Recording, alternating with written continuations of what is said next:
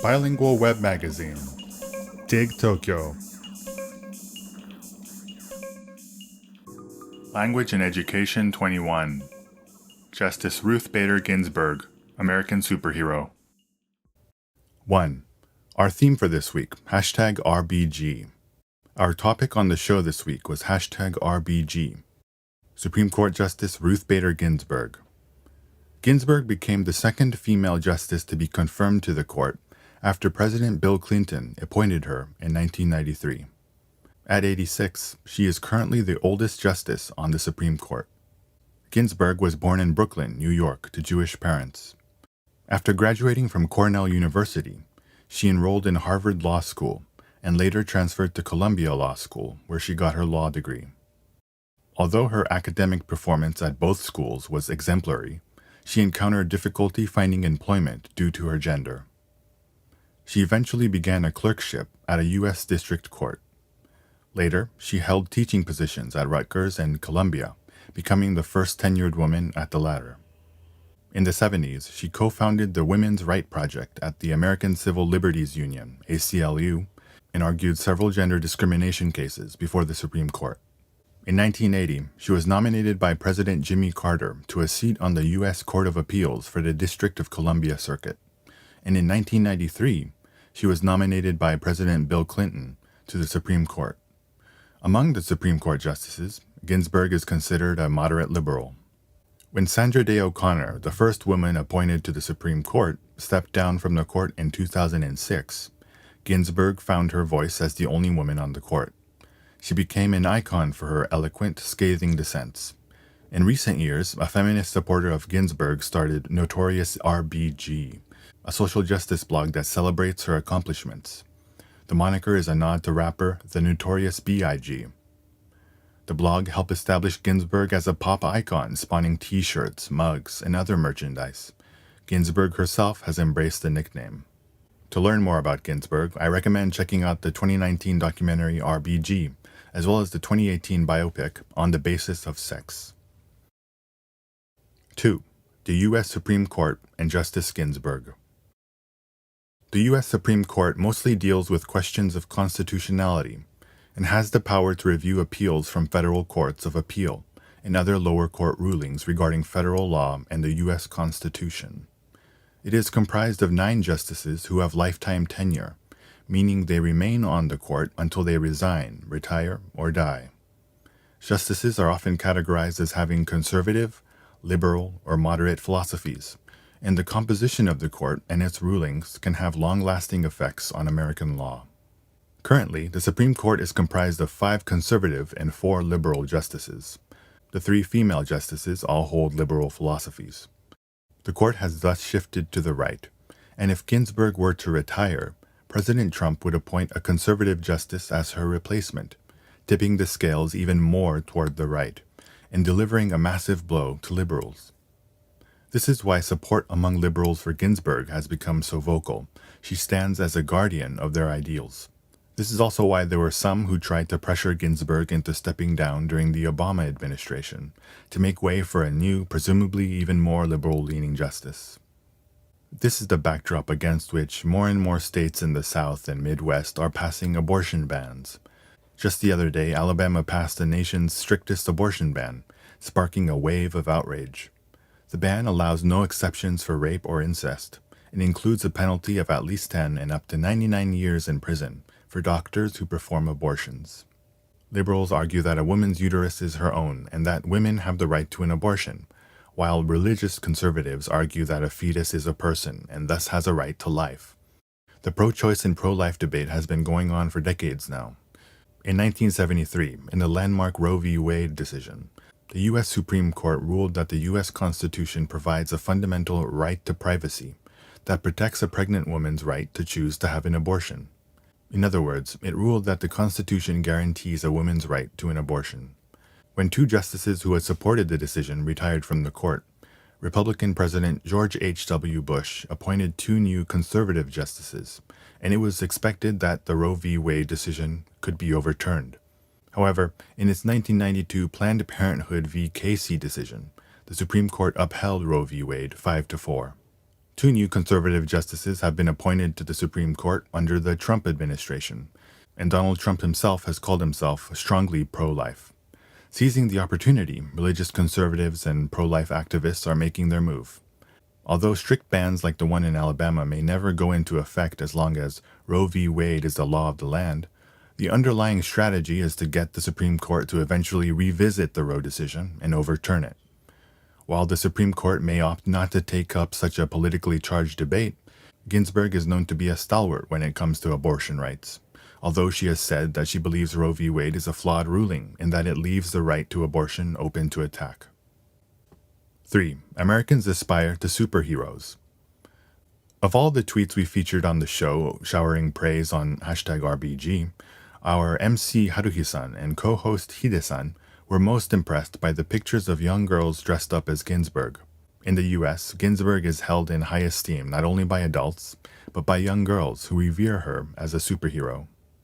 These days, the superheroes that stand tallest in the American public consciousness may be the Avengers, but the US has a long history of revering historically significant men as heroes and paragons of the American ideal. That goes all the way back to the Founding Fathers and Uncle Sam himself. At the same time, there are also female figures that embody the values that serve as pillars in American society. Perhaps most iconic is the Statue of Liberty, which symbolizes American freedom and democracy and has welcomed immigrants to New York Harbor since the 19th century. Then there's Lady Justice, blindfolded and with a set of scales in one hand and sword in the other, whose likeness stands at many courts in the US and around the world. Lady Liberty is based on Libertas, the Roman goddess of liberty, while Lady Justice is based on Justitia, the Roman goddess of justice. Consider the ideals embodied by these two female figures, and you could start to understand why young girls might look to Ruth Bader Ginsburg as a superhero in a robe, not to mention the frilly collar.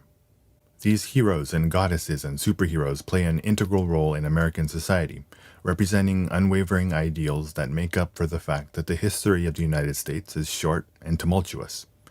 America does not have an aristocracy or a royal family. In fact, it can be said that America was founded to get away from the aristocracies and royals of Europe. And by virtue of being a democracy, political power shifts occur relatively frequently. And in America, religious clashes such as the aforementioned abortion debate and racial strife are a part of daily life. Amid the chaos and instability, the mythology of gods and superheroes transcends human existence, unaffected by trends and fads, serving as a rock in unsure times. And whether you're pro-choice or pro-life, champions of justice like Superman or Superwoman are symbols we can all get behind, hopefully. While humans err in the face of temptations and are sinful creatures, they can aspire to higher ideals and transcend America's inherent limitations through superhero worship. Or to put it another way, the fact that superheroes have become omnipresent in American society is perhaps a sign of just how serious and widespread its problems have become. 4. The evolution of Hollywood and the English language. The mythology of superheroes is also being reshaped by the growing push for diversity in Hollywood and American society as a whole, as well as by the #MeToo movement.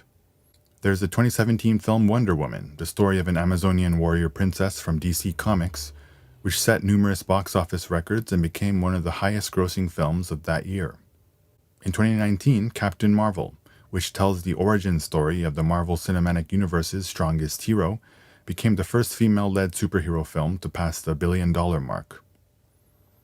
Female-led superhero films are just one part of a larger trend in recent years of bringing more diverse female-driven stories to the screen. 2016's Hidden Figures, the story of 3 female African-American mathematicians who played a key role at NASA in getting astronaut John Glenn into orbit in 1962, is particularly noteworthy. Another important film is 2018's The Battle of the Sexes, a fictionalized telling of the 1973 exhibition tennis match between Billie Jean King and Bobby Riggs, which helped spur the public acceptance of women's tennis. The aforementioned films on Ruth Bader Ginsburg, RBG, and On the Basis of Sex are also part of this wave of female-driven films. The changing times are also reflected in the language we use. There used to be male heroes and female heroines, but in recent years both men and women can be heroes. This is due to the fact that the term heroine implies that a male hero is somehow distinct heroically speaking, from a female hero. Similarly, instead of there being male actors and female actresses, people are increasingly referring to both as simply actors. Instead of businessmen and businesswomen, you have business people. Instead of craftsmen and craftswomen, you have craftspeople. This trend towards more gender-neutral terms is growing. Of course, the issue is not cut and dry. For example, most people would likely agree that the Academy Awards for Best Actor and Best Actress don't need to be combined into a single category. Nevertheless, it is clear that language evolves as we evolve. 5. Who is the Japanese notorious RBG? On the day of the taping, in between script meetings and rehearsals, discussion among the production staff and cast turned to who in Japan would be a comparable figure to Ruth Bader Ginsburg. Two names that came up were Tsuda Umeko and Yosano Akiko. As I was researching Yosano Akiko, I came across Hiratsuka Raicho.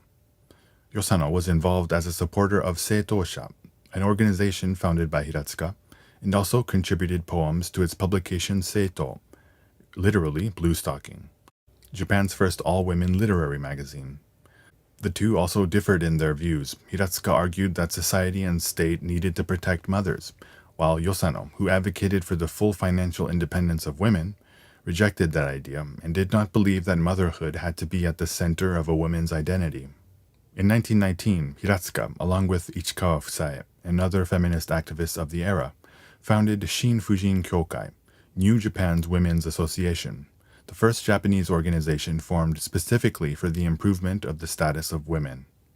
The organization campaigned for changes in laws that prohibited women from participating in politics, eventually leading to the law being overturned by the Imperial Diet in 1922. Finally, we cannot forget Doi Takako, who became the first female lower house speaker in Japan, and Ueno Chizuko, who recently made headlines with a speech she delivered at the University of Tokyo's 2019 entrance ceremony, in which she remarked that blatant sexual discrimination is everywhere, the University of Tokyo included. In terms of being part of the public consciousness, Tsuda Umeko may be the first notorious Japanese woman that comes to mind. After all, she will be the face of the new 5,000 yen note, scheduled to be introduced in fiscal 2024. In actuality, Japan has many women worthy of being looked up to as heroes. Language and Education 21. Justice Ruth Bader Ginsburg, American superhero.